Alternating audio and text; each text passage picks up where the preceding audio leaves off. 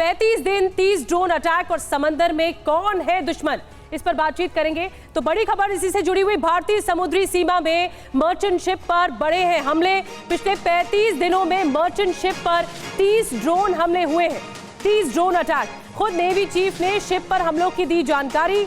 हमला करने वालों का पता लगाने में भारतीय नौसेना, भारतीय नेवी जुटी हुई है कि आखिर ये हमले क्यों हो रहे हैं और किसके जरिए किए जा रहे हैं।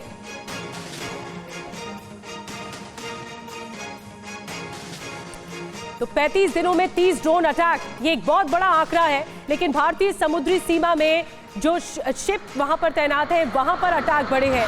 अब नौसेना इस बात का पता लगाने के लिए जुटी हुई है, इन्वेस्टिगेट किया जा रहा है कि आखिर ये किस तरह से पैटर्न बन रहा है ड्रोन अटैक का, एक एक करके, और क्यों इस तरह के अटैक हो रहे हैं, किसके जरिए हो रहे हैं, किसके जरिए करवाए जा रहे हैं। जी हाँ, भारतीय समुद्री सीमा में मर्चेंट शिप को लगातार निशाना बनाया जा रहा है। भारत आ रहे कुछ मालवाहक जहाजों को भी टारगेट किया गया, जिसकी वजह से भारत सरकार और भारतीय नौसेना सख्त हो गई है। आपको बता दें, इससे जुड़ी इंफॉर्मेशन ये है कि शिप पर अटैक और नौसेना अब इस पर सख्त हो चुकी है। क्या हुआ? भारतीय समुद्री सीमा में मालवाहक जहाज पर हमले जारी है और 35 दिन में मालवाहक जहाजों पर 30 ड्रोन हमले किए गए हैं। जी हाँ, और भारत ने क्या किया है अब आपको ये भी बता देते हैं। निगरानी के लिए 3 युद्धपोतों की तैनाती भारत ने कर दी है। इसके अलावा P-8I विमान को भी तैनात किया गया है ताकि रडार पर रखा जा सके कि कौन हमला कर रहा है। हमलावर की पड़ताल की जा रही है कि कौन हमला करवा रहा है। अब इसमें खास बात क्या है, इजराइल हमास युद्ध के बाद ये हमले बढ़े हैं। तो देखिए, इस तरीके की जानकारी मिल रही है जिससे कि चिंता की बात है। शिप पर अटैक और नौसेना अब सख्त हो चुकी है। बड़ी खबर यह कि भारतीय शिप पर हमलों को लेकर रक्षा मंत्री ने भी दी है चेतावनी। हमलावरों को देंगे करारा जवाब। रक्षा मंत्री राजनाथ सिंह ने 2 टूक कह दिया है। भारत की बढ़ती ताकत से परेशान है कुछ देश। तो ये बयान रक्षा मंत्री राजनाथ सिंह की ओर से आया है कि जो भी हमला कर रहे भारतीय शिप्स पे करारा जवाब देंगे। सुनाते हैं आपको क्या कहा है रक्षा मंत्री राजनाथ सिंह ने। आजकल समुद्र में हलचल कुछ ज्यादा बढ़ गई है। भारत की बढ़ती आर्थिक और सामरिक ताकत ने कुछ ताकतों को ईर्ष्या और द्वेष से भर दिया है। अरब सागर में हाल में हुए यमवी प्लूटो पर ड्रोन हमले और कुछ पहले लाल सागर में यमवी साईं बाबा पर हुए हमले को भारत सरकार ने गंभीरतापूर्वक लिया है। भारतीय नौसेना ने समुद्र की निगरानी बढ़ा दी है। जिन्होंने भी इस हमले को अंजाम दिया है उन्हें हम सागर तल से भी ढूंढ निकालेंगे और उनके खिलाफ कठोर कार्रवाई की जाएगी। मैं यह आपको आश्वस्त करना चाहता हूं। साथियों, भारत पूरे इंडियन ओशन रीजन में नेट सिक्योरिटी प्रोवाइडर की भूमिका में है। हम सुनिश्चित करेंगे कि इस इलाके में होने वाले समुद्री व्यापार सागर से उठकर आसमान की बुलंदियों तक पहुंचे। इसके लिए हम मित्र देशों के साथ मिलकर सी लेन्स को मैरीटाइम कॉमर्स के लिए सेफ और सिक्योर बनाए रखेंगे। कॉमर्स के लिए सेफ और सिक्योर जिस हद तक बना सकते हैं हम बनाएंगे। हम अपने लहरों के पहरेदारों की काबिलियत और ताकत पर पूरा भरोसा करते हैं और हमें पूरा विश्वास है। तो राजनाथ सिंह को आपने सुना, उन्होंने सख्त लहजे में चेतावनी जारी की है और समंदर में शिप पर हमलों की घटना पर भारत इस वक्त अलर्ट मोड पर आ चुका है। हमलों से निपटने में जुटी है भारतीय नौसेना। नेवी चीफ ने समंदर में तैनाती की जानकारी दी है।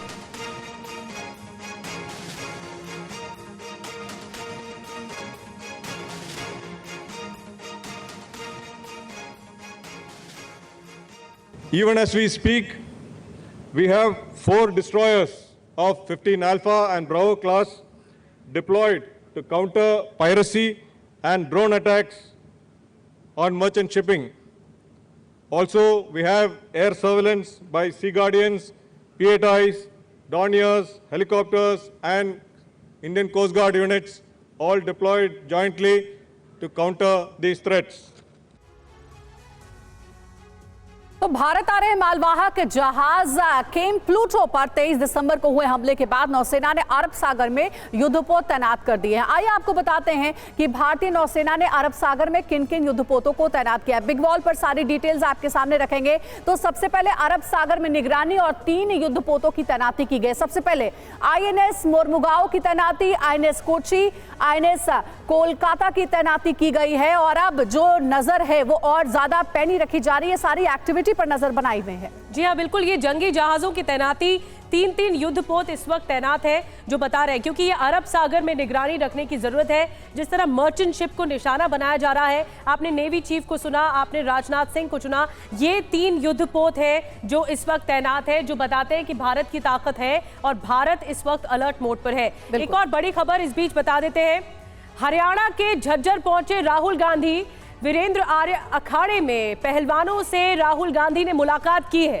पहलवान बजरंग पुनिया भी साथ उनके मौजूद थे और पहलवानों के अखाड़े में पहुंच गए जब राहुल गांधी, तब की तस्वीरें हम आपको बता रहे हैं। पहलवानों के साथ ये दांवपेच भी लड़ाया है राहुल गांधी ने। आज की सुबह राहुल गांधी झज्जर पहुंचे, जहां पर अखाड़े में जाकर पहलवानों से मुलाकात करते हुए तस्वीरों में आपको नजर आ रहे हैं। उनके साथ उनकी बात जानी। इस वक्त सबसे बड़ा मुद्दा पहलवानों का है। पहलवान अपने जो अवार्ड वापस कर रहे हैं उसको लेकर ये संग्राम मचा हुआ है और इस बीच राजनीति भी हो रही है। तो जो राजनीतिक लोग हैं या नेता हैं वो झज्जर जाकर इस तरह राहुल गांधी मुलाकात करते हुए पहलवानों के साथ सेल्फी लेते हुए नजर आए।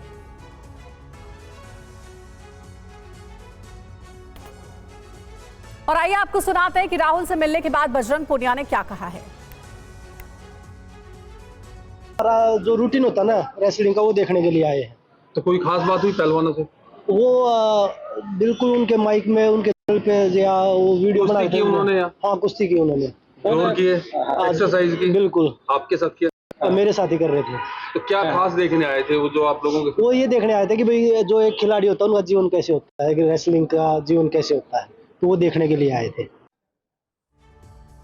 और आइए अब आपको एक साथ 2 तस्वीरें दिखाने जा रहे हैं। पहली तस्वीर जो हम आपको दिखा रहे हैं वो आज की है, जब राहुल गांधी झज्जर पहुंचे और जैसा कि हम आपको बता रहे हैं अखाड़े में पहलवानों से उन्होंने मुलाकात की, बातचीत की, उनके रूटीन को जाना पहलवानों के कि वो किस तरह से आगे अपनी दिनचर्या बढ़ाते हैं।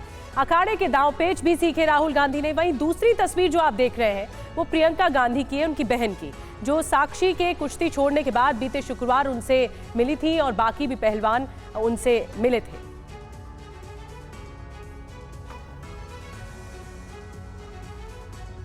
और झज्जर के बाद रोहतक जाएंगे राहुल गांधी। रोहतक में साक्षी मलिक से मुलाकात भी कर सकते हैं, ये भी खबर सामने आ रही है।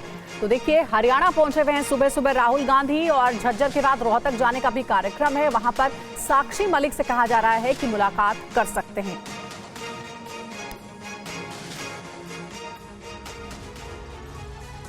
और बजरंग पुनिया के बाद अब विनेश फोगाट ने मेडल लौटाने का ऐलान कर दिया है। विनेश प्रधानमंत्री मोदी को लेटर लिखकर इंसाफ की मांग कर रही है।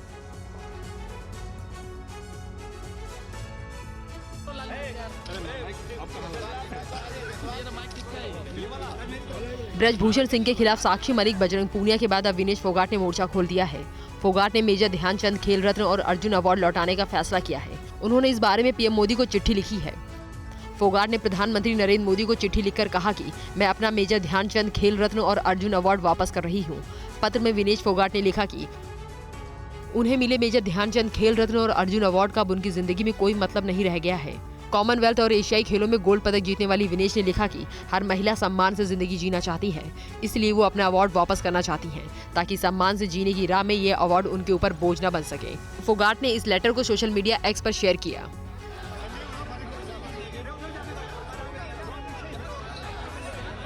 जब से कुश्ती संघ पर ब्रजभूषण गुट का कब्जा हुआ, तब से आंदोलन करने वाले खिलाड़ी काफी नाराज हैं। सोशल मीडिया पर लगातार आ रहे ब्रजभूषण के बयानों से भी खिलाड़ी काफी आहत हैं।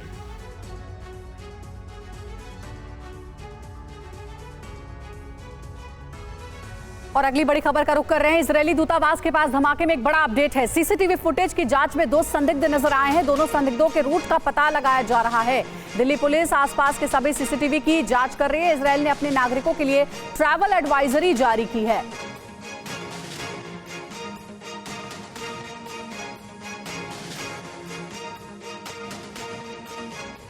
और आपको बता दें कि दिल्ली में इजरायली दूतावास के पास कल शाम 5:53 पर एक विस्फोट होता है। हालांकि इस घटना में कोई नुकसान नहीं हुआ, लेकिन इजरायल हमास युद्ध के दौरान दूतावास के पास हुए धमाके से सुरक्षा एजेंसियां काफी चौकन्ना हो गई हैं।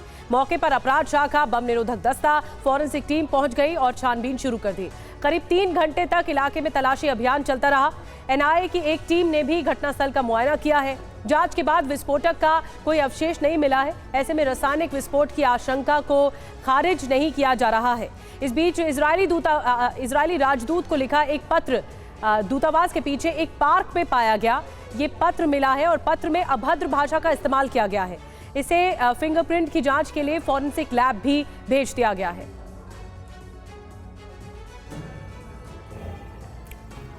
और हमारे संवाददाता पुनीत हमारे साथ जुड़ गए हैं, उनका रुख करेंगे और वो शुरुआत से इस खबर पर नजर बनाए हुए हैं। पुनीत, सुबह भी आपने अपडेट दी थी कि इस पूरे मामले की जांच हो रही है, क्योंकि 2021 में भी इजरायली दूतावास के बाहर इसी तरीके का धमाका हुआ था। दोनों को लिंकअप करके देखा जा रहा है और इस बीच इजरायली दूतावास ने अपने जो भी नागरिक है उनके लिए ट्रैवल एडवाइजरी भी जारी की है। जरा डिटेल में बताइए कि इस पूरी घटना पर अभी क्या चल रहा है।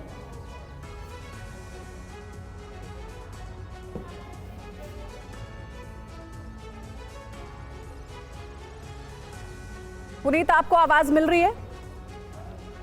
देखिए, 5:53 को मंगलवार को फायर की टीम को सबसे पहले कॉल मिलती है कि इजरायली एम्बेसी के ठीक पीछे एक ब्लास्ट हुआ है। फौरन यहां पर स्पेशल सेल क्राइम टीम और तमाम जो अधिकारी थे वो पहुंचते हैं।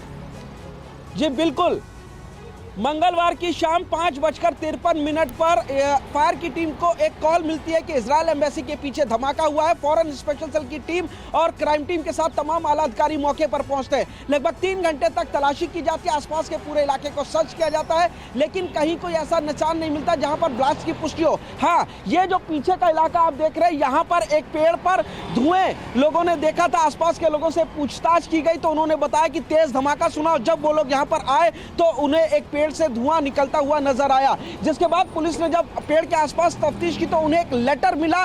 लेटर पर एक झंडा लगा हुआ था और लेटर में इजरायल एम्बेसडर को एड्रेस किया गया था और उसमें एक नए आप कह सकते हैं कि संगठन का नाम लिखा था, सर अल्लाह रेजिस्टेंस, और उसमें अभद्र भाषा और धमकी का इस्तेमाल किया गया था।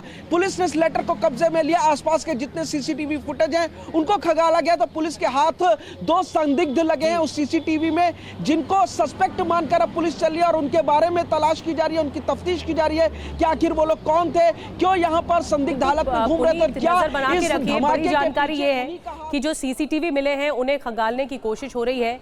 एक अभद्र भाषा का लेटर भी मिला है, यानी पत्र भी मिला है, उसको भी खंगाला जा रहा है और किसी तरह के रासायनिक हमला हो सकता है, इसे रूल आउट नहीं किया जा रहा, इस पर भी जांच की जा रही है। फिलहाल शुक्रिया आपका पुनीत जानकारी देने के लिए। और अब 2024 चुनाव से जुड़े एक बड़े इंटरव्यू की बात करते हैं। TV9 भारतवर्ष पर सैम पित्रोदा एक्सक्लूसिव। ईवीएम की वजह से राहुल हारे, सैम पित्रोदा ने कहा इस बातचीत में ईवीएम का विरोध करना चाहिए। ईवीएम पर राहुल से बात हुई।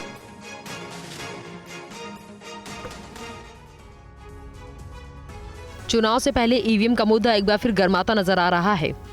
इंडिया गठबंधन की बैठक में भी ईवीएम के मुद्दे को जोर से उठाने का फैसला किया गया। वहीं राहुल गांधी के विश्वस्त और करीबी नेता सैम पित्रोदा ने TV9 से खास बातचीत में ईवीएम पर सवाल उठाया है। शंका है, टेक्निकली हमने एक्सपर्ट्स लोगों से भी बात की है, सब मानते हैं कि ये स्टैंड अलोन मशीन नहीं है।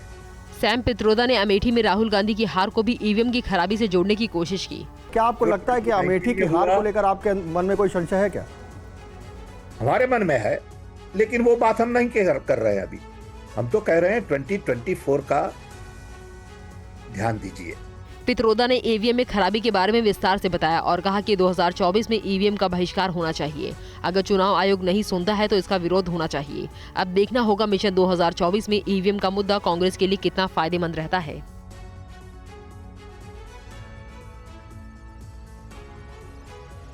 और एक और बड़ी खबर है, पश्चिम बंगाल दौरे पर अमित शाह और जेपी नड्डा पश्चिम बंगाल में आईटी और सोशल मीडिया मीट में हुए शामिल। सोशल मीडिया के इस्तेमाल पर जोर दिया गया है दोनों की ओर से। पश्चिम बंगाल में 35 सीट जीतने का भी लक्ष्य रखा गया है। अमित शाह ने ममता बनर्जी पर निशाना भी साधा।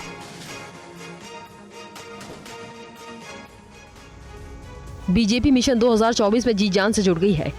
पार्टी पश्चिम बंगाल पर ज्यादा जोर दे रही है। दीदी के गढ़ को ढाने के लिए नई रणनीति पर काम कर रही है। पश्चिम बंगाल दौरे पर गए अमित शाह ने बीजेपी नेताओं और कार्यकर्ताओं के साथ बैठक की। इस बैठक में पार्टी अध्यक्ष जेपी नड्डा भी मौजूद थे। शाह ने एक बार फिर तृणमूल नेता और मुख्यमंत्री ममता बनर्जी पर तीखा वार किया है। शाह ने बंगाल विजय के लिए सोशल सेना तैयार करने और उसके प्रचार पर ज्यादा जोर दिया है। आईटी और सोशल मीडिया टीम को संबोधित करते हुए शाह ने कहा कि बंगाल में सोशल मीडिया का ज्यादा महत्व है।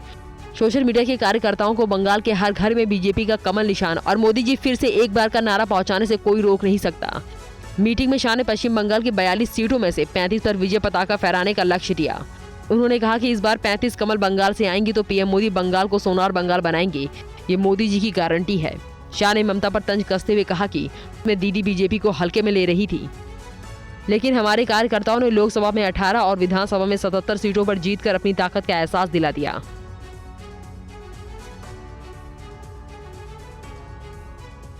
और अब चुनाव को देखते हुए और खास करके बीजेपी की तैयारी कैसी है, जीत का मंत्र कैसे मिलेगा, अमित शाह का भी बयान आपको सुनवाते हैं, उन्होंने इस बारे में क्या कहा।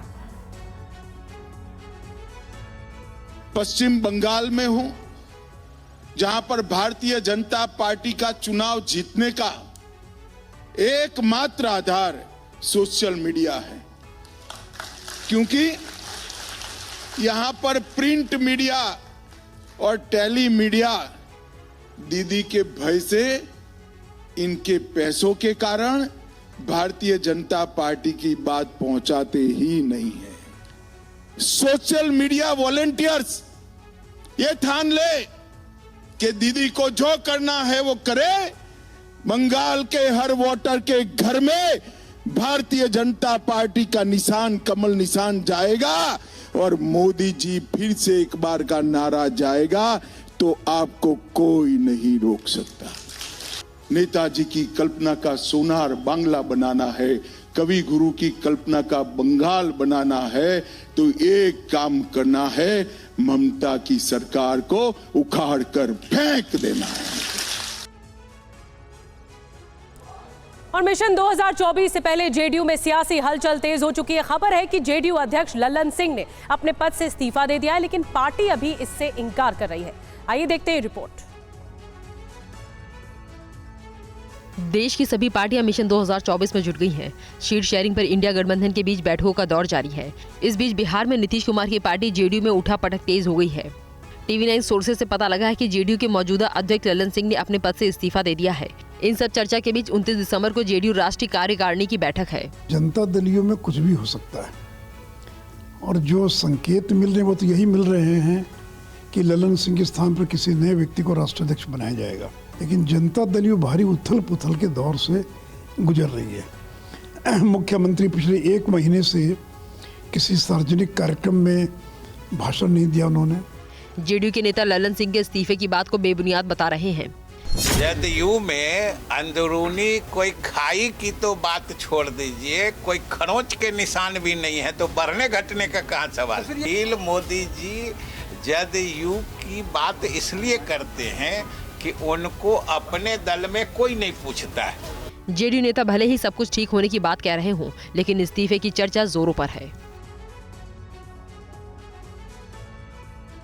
बिहार कांग्रेस के नेताओं ने दिल्ली में पार्टी अध्यक्ष खड़गे और राहुल गांधी से मुलाकात की। नेताओं ने आलाकमान से सीट शेयरिंग को लेकर बात की।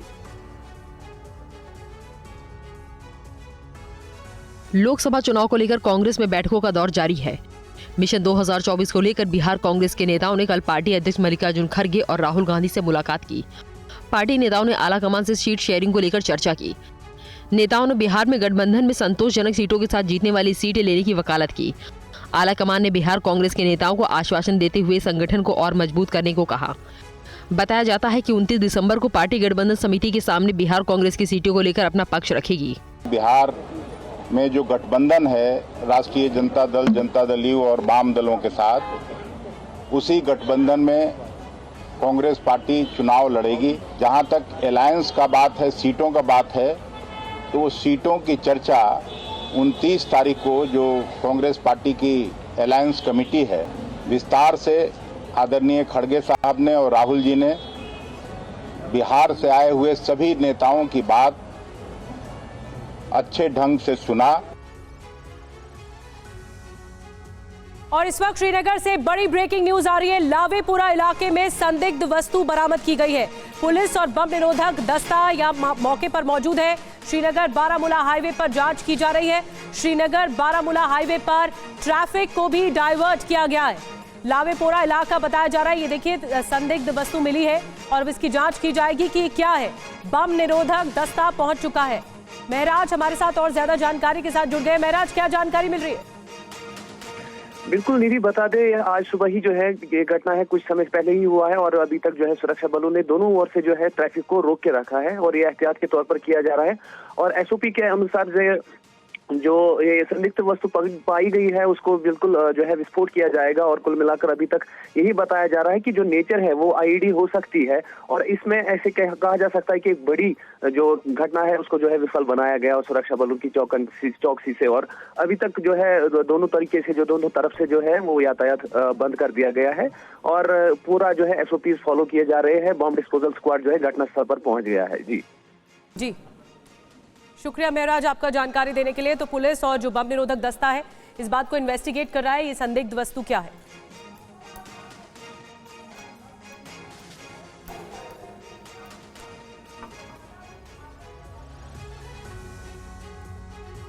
लगातार बयानबाजी के बाद पंजाब कांग्रेस के नेताओं ने आलाकमान से बात की है। आलाकमान ने पंजाब कांग्रेस के नेताओं को अनुशासन में रहने की नसीहत दी है। पंजाब कांग्रेस से उठ रहे विरोधी सुर को पार्टी ने दबाने की कोशिश की है। पार्टी हाईकमान ने पंजाब कांग्रेस नेताओं को अनुशासन में रहने की नसीहत दी है। सूत्रों के माने तो पार्टी ने कहा है कि अगर कोई भी नेता पार्टी का अनुशासन तोड़ेगा तो उसके खिलाफ सख्त कार्रवाई की जाएगी। पहली बात तो ये है, क्लोज डोर मीटिंग, हमारी क्लोज डोर मीटिंग थी। कुछ चीजें ऐसी हैं जो हम इधर डिस्कस नहीं कर सकते। आलाकमान ने पंजाब कांग्रेस के शीर्ष नेताओं से चुनावी तैयारियों को लेकर फीडबैक लिया। आपको बता दें कि पिछले कुछ दिनों से पंजाब कांग्रेस दो गुटों में बटी हुई नजर आ रही है।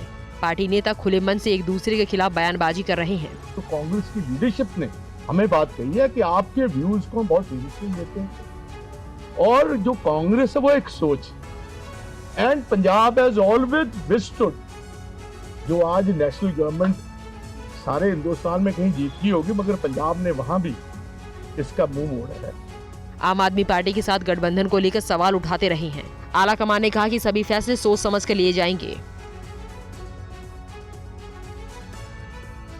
और एक और बड़ी खबर आपको बता दें, संकल्प यात्रा के लाभार्थियों से संवाद करेंगे प्रधानमंत्री नरेंद्र मोदी। वीडियो कॉन्फ्रेंसिंग के जरिए संवाद करेंगे प्रधानमंत्री मोदी। दोपहर 12:30 बजे बताया जा रहा है ये कार्यक्रम है। उस दौरान संबोधित भी करेंगे प्रधानमंत्री मोदी। सरकारी योजनाओं विकसित भारत संकल्प यात्रा देश भर के अलग अलग जगहों पर पहुंच रही है। पीएम मोदी एक बार फिर आज संकल्प यात्रा के लाभार्थियों से संवाद करेंगे और फिर उन्हें संबोधित भी करेंगे। इस कार्यक्रम में देश भर से विकसित भारत संकल्प यात्रा के हजारों लाभार्थी शामिल होंगे। प्रधानमंत्री इस कार्यक्रम में वीडियो कॉन्फ्रेंस के जरिए जुड़ेंगे। हाल ही में वाराणसी यात्रा के दौरान पीएम मोदी ने इस कार्यक्रम के जरिए देश की महिलाओं को सशक्त करने का संकल्प दिया था। मेरा संकल्प है कि मैं देश में गाँवों में आप जैसे परिवार की जो माताएं बहनें हैं, इस देश में 2 करोड़ माताओं बहनों को मुझे लखपति बनाना है। 15 नवंबर 2023 को विकसित भारत संकल्प यात्रा की शुरुआत हुई थी। देश भर के अलग अलग जगहों पर संकल्प यात्रा निकाली जा रही है। इसके जरिए आयुष्मान भारत, उज्ज्वला योजना और प्रधानमंत्री सुरक्षा बीमा जैसी प्रमुख योजनाओं के बारे में लोगों को जागरूक किया जाता है। एक बार फिर इस कार्यक्रम के जरिए केंद्रीय मंत्री, सांसद, विधायक और स्थानीय स्तर के प्रतिनिधि भी लाभार्थियों के साथ शामिल हो रहे हैं।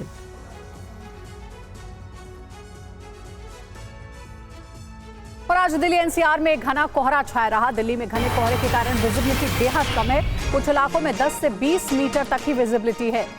तो सुबह से ही घने कोहरे की मार झेल रहे हैं दिल्ली एनसीआर के लोग और घने कोहरे की वजह से विजिबिलिटी बेहद कम हो गई है। कड़ाके की सर्दी के बीच अब घना कोहरा एक मुसीबत बढ़ा रहा है। कुछ इलाकों में तो हालात इतने खराब हैं कि 10 से 20 मीटर ही विजिबिलिटी है।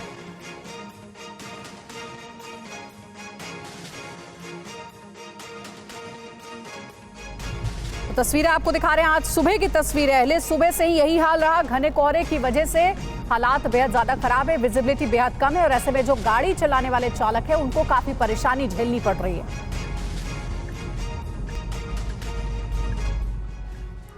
और एक और जानकारी मिली है, आगरा लखनऊ एक्सप्रेसवे पर बड़ा हादसा हो गया है। हादसे में एक की मौत बताई जा रही, 15 से ज्यादा यात्री घायल हो गए हैं।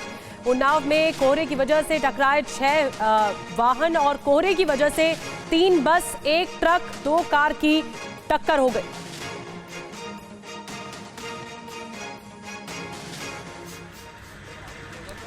तो कई गाड़ियां एक साथ टकरा गई और ये जबरदस्त हादसा हुआ है।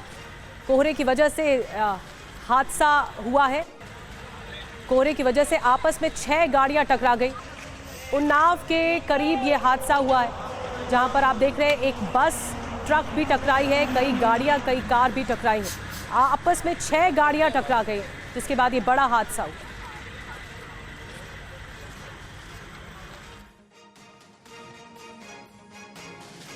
और यूपी के रायबरेली में कोहरे का कहर, तेज रफ्तार ट्रक और ट्रैक्टर में जोरदार टक्कर। हादसे में ट्रैक्टर में बैठे मजदूर की दर्दनाक मौत हो गई है। देखिए तस्वीर आपको दिखा रहे, तेज रफ्तार ट्रक और ट्रैक्टर में जोरदार टक्कर की खबर है, जहां पर हालात बेहद खराब है। यूपी के रायबरेली में भी कोहरे की वजह से हादसा हुआ है। और देखिए कोहरा बहुत ज्यादा, इसलिए सावधानी बहुत जरूरी है। अक्सर गाड़ियों की रफ्तार तेज होती है और कोहरे की वजह से विजिबिलिटी कम होती है और ऐसे हादसे होते रहते हैं, इसलिए जरूरी है बेहद सावधान और सतर्क रहना। तस्वीर आपको दिखा रहे हैं हादसे की, कितना भयानक यह हादसा था। पूरी की पूरी ये ट्रक जो है वो पलटी भी नजर आ रही है इन तस्वीरों में। कोहरे की वजह से आपस में 6 गाड़ियां टकरा गई। फिलहाल जो जानकारी है, सड़क हादसे में एक की मौत हो गई, 15 से ज्यादा लोग घायल बताए जा रहे हैं।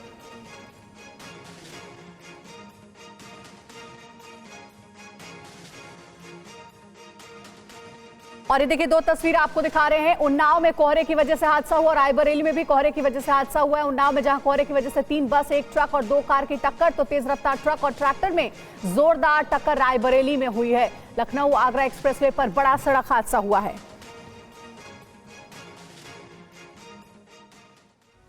चलिए आगे बढ़ते हैं, बात अयोध्या की करते हैं। प्रधानमंत्री के अयोध्या दौरे पर विशेष तैयारियां चल रही हैं। अयोध्या के चप्पे चप्पे पर सुरक्षा कर्मी तैनात हैं। प्रधानमंत्री की सुरक्षा को लेकर अयोध्या में रिहर्सल्स भी की जा रही है।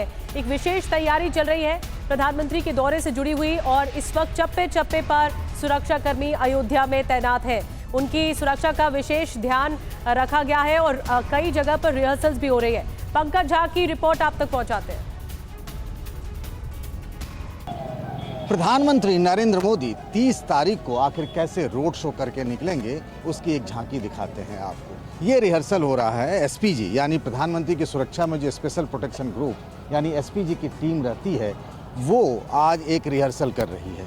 वो इसी तरीके से शहर में, जब से कि आपको पता है कि 30 दिसंबर को आएंगे, सबसे पहले वो एयरपोर्ट मर्यादा पुरुषोत्तम राम एयरपोर्ट आएंगे, उसका उद्घाटन करेंगे, उसके बाद वहाँ से निकलेंगे, फिर धर्मपथ, रामपथ, भक्ति पथ होते हुए वो अयोध्या में बने हुए नए रेलवे स्टेशन पहुंचेंगे, वहां वो उद्घाटन करेंगे, ट्रेनों को हरी झंडी दिखाएंगे और फिर उसके बाद में वो जाएंगे आपको इस जनसभा करने के लिए। 22 जनवरी को तो प्राण प्रतिष्ठा होगा, लेकिन उससे पहले 30 दिसंबर को प्रधानमंत्री नरेंद्र मोदी के अयोध्या आगमन को लेकर तैयारियां बिल्कुल आखिरी दौर में है। 28 तारीख को खुद सीएम योगी आदित्यनाथ भी यहां आकर के तैयारियों का जायजा लेंगे कि क्या इंतजाम फुल प्रूफ हैं या नहीं। इधर प्राण प्रतिष्ठा कार्यक्रम में सीपीएम शामिल नहीं होगी, बीजेपी पर लगाया राजनीति करने का आरोप। ये बड़ी खबर है, एक धार्मिक कार्यक्रम का राजनीतिकरण सही नहीं है। तो देखिए ये अहम खबर सामने आई है, जहां पर कहा जा रहा है प्राण प्रतिष्ठा कार्यक्रम में सीपीएम शामिल नहीं होगी। 22 जनवरी को रामलला का प्राण प्रतिष्ठा किया जा रहा है। कई पार्टियों में इस कार्यक्रम में शामिल होने के न्योते भेजे गए हैं। सीपीआईएम नेता वृंदा करात ने कहा कि उनकी पार्टी इस समारोह में शामिल नहीं हो रही है। उन्होंने बीजेपी पर राजनीति करने का आरोप लगाया है। नहीं, हमारी पार्टी नहीं जाएगी, हमने बिल्कुल स्पष्ट किया है और इसके पीछे हमारी एक बुनियादी समझ है। हालांकि धार्मिक भावनाओं की हम पूरे कदर करते हैं। वृंदा करात के बयान पर केंद्रीय मंत्री मीनाक्षी लेखी ने कुछ इस अंदाज में जवाब दिया है। मेरे को एक रामचरितमानस की चौपाई की पंक्ति याद आ रही है, कोई न वही जो राम रचि राखा। तो जो हरी इच्छा न्योता सबको गया है, लेकिन पहुंचेंगे वही जिनको राम चाहेंगे। वो आएंगे भी नहीं, उनको आना ही नहीं है। तो उनको पॉलिटिसाइज शब्द से नफरत नहीं है, उनको नफरत है भगवान राम के उस मंदिर से। आइए बढ़ते आगे और बात करते हैं उज्जैन के महाकाल मंदिर की, जहां शिवलिंग शरण की जांच के लिए पहुंची एएसआई और जीएसआई की टीम ने सर्वे किया है। सुप्रीम कोर्ट को टीम अपनी रिपोर्ट सौंपेगी।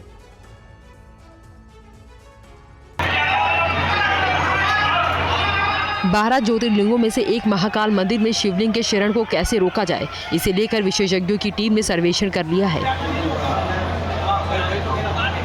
सुप्रीम कोर्ट के आदेश पर उज्जैन पहुंची एएसआई और जीएसआई की 8 सदस्यीय टीम ने शिवलिंग की मजबूती को लेकर बारीकी से जांच की। न्यायालय के आदेश पर हम लोग की टीम आई हुई है जो महाकाल ज्योतिर्लिंग का निरीक्षण हेतु, उसके अलावा अन्य भी निरीक्षण हेतु। तो हम चारों टीम के सदस्यों ने इसका निरीक्षण कर लिया है। अब इसकी हम लोग बैठ के समीक्षा करेंगे और उसी अनुसार उसकी जो है रिपोर्ट जो है माननीय उच्चतम न्यायालय को हम लोग सबमिट करेंगे। महाकाल के दरबार में लाखों की संख्या में श्रद्धालु आते हैं, लेकिन काफी वक्त से गर्भगृह में प्रवेश बंद है। इससे पहले 2017 में शिवलिंग के शरण का मामला सुप्रीम कोर्ट पहुंचा था, जिसके बाद कोर्ट ने यह आदेश दिया था कि शिवलिंग की सुरक्षा के लिहाज से हर साल वैज्ञानिक जांच हो और उसकी रिपोर्ट कोर्ट को सौंपी जाए।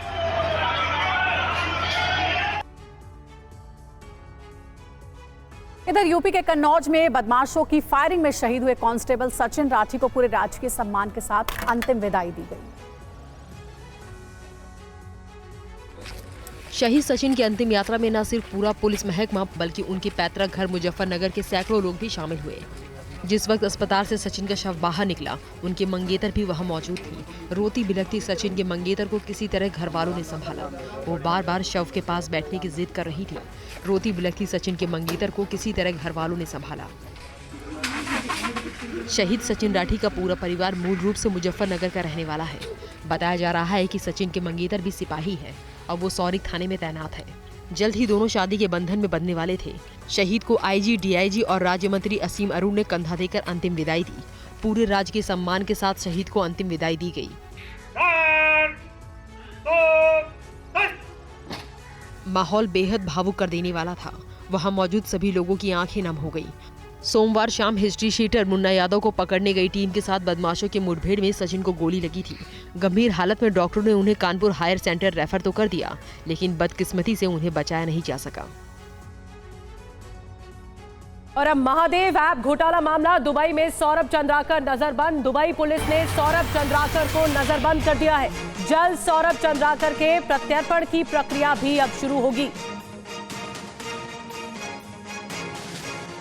जितेंद्र शर्मा और ज्यादा जानकारी दे रहे हैं। जितेंद्र, सौरभ चंद्राकर के बारे में और क्या जानकारी मिल पाई है?